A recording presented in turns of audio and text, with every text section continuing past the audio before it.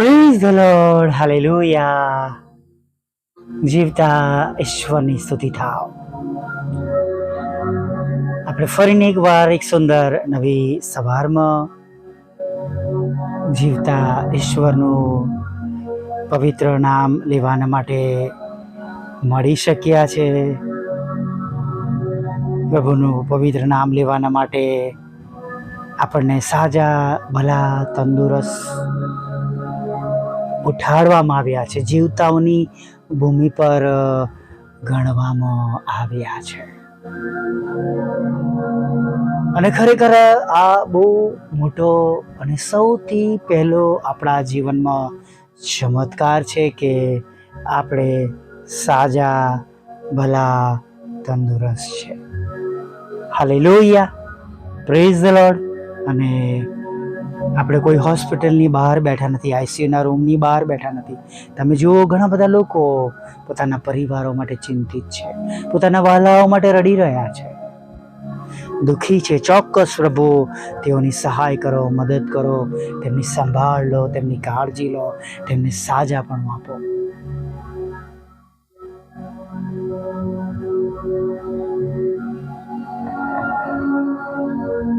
વ્યક્તિગત રીતે કદાચ આપણા જીવનમાં નાના મોટા દુઃખો હશે, પણ પ્રભુએ એમના ઉપરના આશીર્વાદોથી આપણને વૈશિષ્ટ કર્યા છે.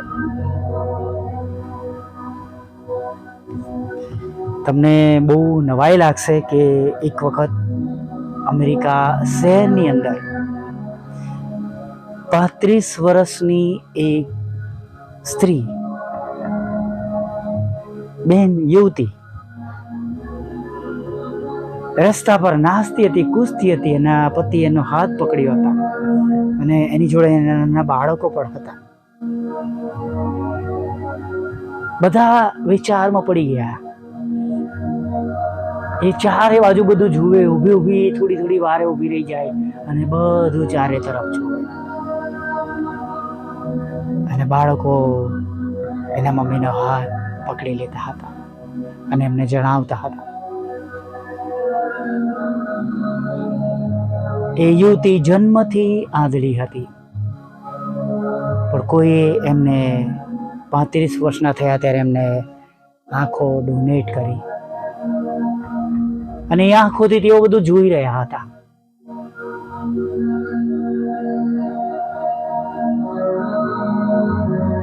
આપણને એવું લાગે કે આ 35 વર્ષની યુવતી હા ગાડા જેવું કરી રહી છે, નહીં?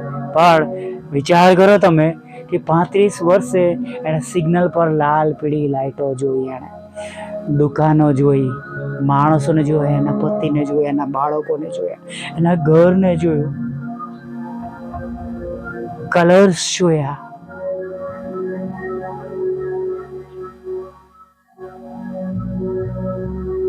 Praise the lord. પ્રભુના આશીર્વાદો વાલા મિત્રો બહુ અમૂલ્ય છે. જે ઘરડા લોકો છે એમને પૂછજો તમે. જ્યારે પ્રભુએ આપેલા દાંત જતા રહે છે અને જુદા નકલી દાંત નખાવા પડે છે, કેવી તકલીફ આપે છે. શરૂઆતમાં ખવાતું નથી, લોહી નીકળી જાય છે, દુખાવો થાય છે, ખાવાનો સંતોષ જે હોય એ ચાલ્યો જાય છે.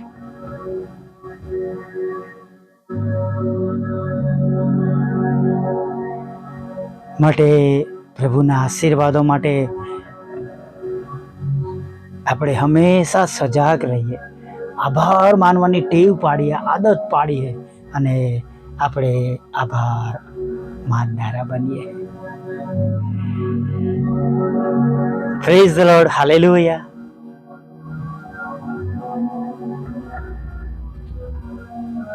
હું નાનો હતો ત્યારે મને ચશ્મા આવી ગયા હતા અને બાળકો પહોંચ્યું નહીં. આપણે જાણીએ છીએ કે સ્કૂલમાં જ્યારે આપણે ચશ્મા પહેરતા હોઈએ ત્યારે બાળકો આપણને જુદા જુદા નામથી ચીડવતા હોય. અને મને બહુ દુઃખ થયું મેં પ્રભુને પ્રાર્થના કરી અને પ્રાર્થના કરીને ત્યારે હું 7મા 8મા ધોરણમાં હતો અને શિયાળામાં મને કહ્યું કે લીલા ધાણા એનો રસ આંખમાં નાખવાનો તો કે નંબર જતા રહે. અને પ્રાર્થના સાથે હું એને મસળી નાખતો મારા હાથની અંદર અને મને રસ મારી આંખમાં પાડતો. લાઈ બળે કૂદું રડું પણ બંને આંખમાં હું ધાણાનો રસ નાખતો હતો. થોડા સમય બાદ જ્યારે હું આંખો ચેક કરાવવા ગયો ત્યારે પ્રભુએ પ્રાર્થના સાંભળી અને મારી આંખમાંથી નંબર ચાલ્યા ગયા હતા.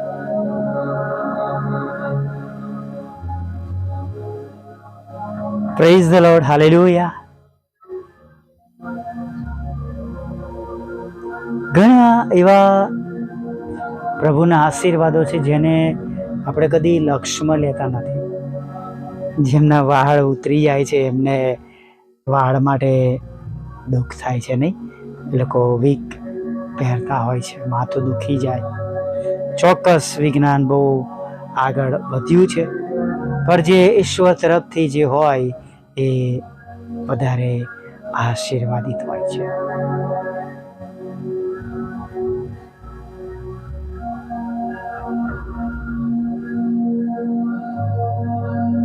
અને માટે પ્રભુના જે આશીર્વાદો મળ્યા છે એને આપણે હંમેશા એના માટે આભાર માનીએ. ભલે નાની નાની બાબતો હોય, નાની નાની વસ્તુઓ હોય, પણ એ સર્વને આપણે યાદ કરીએ. ભજન સંગ્રહમાં 351 બહુ સુંદર ગીત છે, નહીં? આશીર્વાદો ઘણા મળે નીત નીત. જ્યારે સ્વાસ્થ્ય બગડે ને ત્યારે યાદ આવે કે મારું સ્વાસ્થ્ય પહેલાં સારું હતું પણ હવે ગોળીઓ પર જીવવું પડે છે. ચોક્કસ પ્રભુ તેમની મોટી કૃપા રાખે છે, દયા રાખે છે. મેં કહ્યું હતું એક સમયે હું 2-2, 3-3, 4-4 ઉપવાસ સાથે સળંગ કરતો હતો. પ્રાર્થના માટે લિસ્ટ લઈને હું બેસી જતો હતો. રાત્રે મોડા સુધી બેસતો હતો અથવા ફૂલ નાઇટ પ્રેયર પણ કરતો હતો. પણ હવે શરીર સાથ નથી આપતું ત્યારે એ બધું યાદ આવે છે. માટે જે આશીર્વાદો આપણને મળ્યા છે તેના માટે આપણે પ્રભુનો ખૂબ ખૂબ આભાર માનીએ, પ્રભુની સ્તુતિ કરીએ, પ્રભુની આરાધના કરીએ. Hallelujah, praise the lord. પ્રભુની સ્તુતિ કરીએ, પ્રભુની આરાધના કરીએ. જે કંઈ તમારી પાસે છે, થોડું હશે તો ખૂટશે નહીં, વધારે હશે તો વધી પડશે નહીં. બાળક તમારા ઘરમાં રમી રહ્યું છે, રડી રહ્યું છે તો કંટાળો ન લાવે. ઘણી વાર આપણે એવા શબ્દો બોલીએ છીએ ને, બહુ શેતાન છે, એવું ન બોલવું જોઈએ. કેમ કે એ બાળક એ ઈશ્વરની ભેટ છે, ધન છે. જેમના ઘરોમાં બાળક નથી એમને ખબર છે કે તેની કેટલી મોટી એ ખોટ છે. Hallelujah, praise the lord. આપણે પણ આપણા જીવનમાં જે સાંજ સમયમાં વિચારીએ, આપણા ઘરમાં જોઈએ, આપણા કિચનમાં જોઈએ, આપણા બેડરૂમમાં જોઈએ, આપણા ડ્રોઈંગ રૂમમાં જોઈએ, આપણી તિજોરીમાં જોઈએ, આપણા કબોર્ડ્સમાં જોઈએ કે પ્રભુએ કેટલા બધા આશીર્વાદો આપ્યા છે. હાલેલુયા. અજવાળામાં છે, પંખો છે, કદાચ એસી છે, કુલર છે, સુરક્ષિત મજબૂત ઘર છે. Praise the lord, hallelujah. આવો પ્રભુની સ્તુતિ કરતા, આરાધના કરતા આજના દિવસમાં આપણે આગળ વધીએ. ભલા પ્રભુ, અમે તમારી સ્તુતિ કરીએ છીએ અને અમે તમારો પુષ્કળ આભાર માનીએ છીએ. સૌથી મોટો આભાર માનીએ છીએ કે પ્રભુ અમે તમારા લોહીમાં ખરદાયેલા છે પ્રભુ. તમને ઓળખતા પરિવારમાં અમે જન્મ લીધો છે.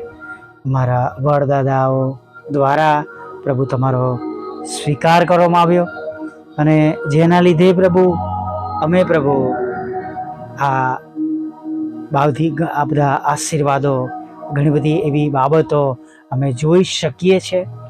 અને પ્રભુ અમે નાશના માર્ગમાં નથી, પણ પ્રભુ તમે જે ઈશ્વર છો, અમારા પ્રભુ છો, અમારા ઉદ્ધારક છો, તારનાર છો, અમારી પાપોની માફી અમને પાપોની માફી આપનાર પ્રભુ છો. તેના માટે અમે પ્રભુ તમને ધન્યવાદના અર્પણ ચઢાવીએ છીએ પ્રભુ.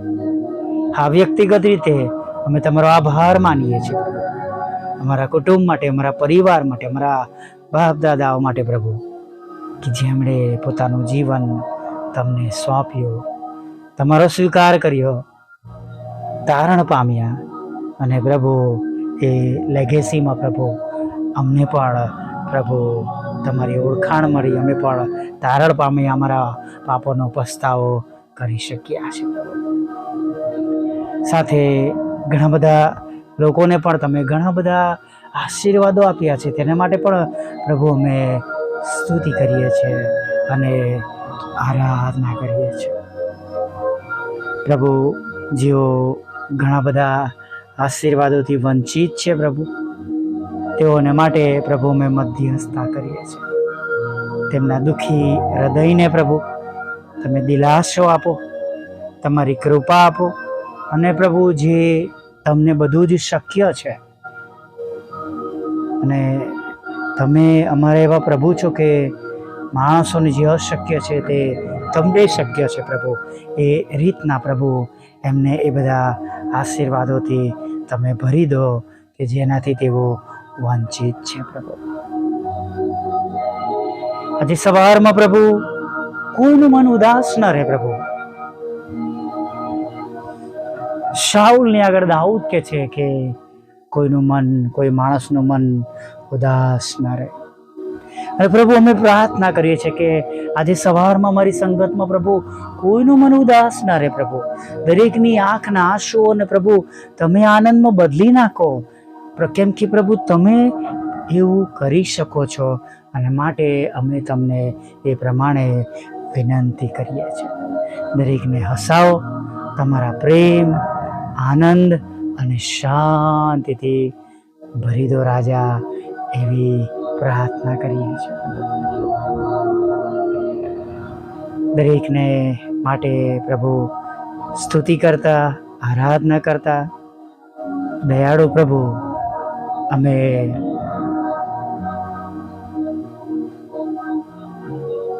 મધ્યસ્થતા કરીએ છીએ પ્રભુ. જે પણ વાના બાબતો, જોબ અથવા નાણાં, લોન, કોઈક ઘરની જરૂરિયાતો, લગ્નનો આશીર્વાદ, બાળકધનનો આશીર્વાદ, જોબનો આશીર્વાદ, બિઝનેસનો આશીર્વાદ, ખોટા તોમતો અથવા ખોટી અફેર, ખોટી બાબતોમાંથી બહાર નીકળવાનો આશીર્વાદ પ્રભુ પિતા, કે પ્રભુ વિદેશ જવાના માટેનો આશીર્વાદ પ્રભુ, કે પ્રભુ IELTS બેન્ડ પ્રાપ્ત કરવાનો આશીર્વાદ, જુદી જુદી પરીક્ષાઓમાં, ગ્રેજ્યુએશનમાં કે જોબ પ્રમોશન માટે પરીક્ષા પાસ થવાનો આશીર્વાદની જરૂર છે પ્રભુ. તો તમારી મોટી દયા, કૃપા અને કરુણા તમે એમના પર રાખો એવી પ્રાર્થના કરે છે. જે કઈ રોગ પ્રભુ તેમના શરીર પર અત્યારે કબજો લઈને બેઠો છે પ્રભુ, એ રોગને અમે તમારા નામે ધમકાવીએ છીએ. ભલે પ્રભુ એ જીવલેણ છે પ્રભુ, છેલ્લી કક્ષાનો એ રોગ છે અને માણસોની દ્રષ્ટિમાં શક્ય નથી, પણ પ્રભુ અમે જાણીએ છીએ તમે સારાને કહ્યું કે શું યહોવાને કંઈ અશક્ય છે. અને પ્રભુ એ સઘળા રોગો પ્રભુ ઈસુ નાઝારીના નામમાં તેઓના શરીરમાંથી હંમેશાને માટે દૂર થઈ જાય પ્રભુ, એવી પ્રાર્થના કરીએ છીએ પ્રભુ. હા પ્રભુ, એક તમારી સેવિકા છે પ્રભુ, જેમના ખેતરમાં પ્રભુ જબરજસ્તી પોતાના નામો ઉમેરવામાં આવ્યા છે પ્રભુ.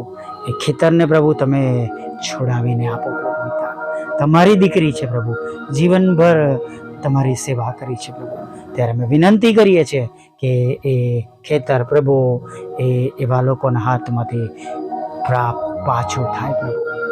પ્રભુ દરેકને પ્રભુ તમે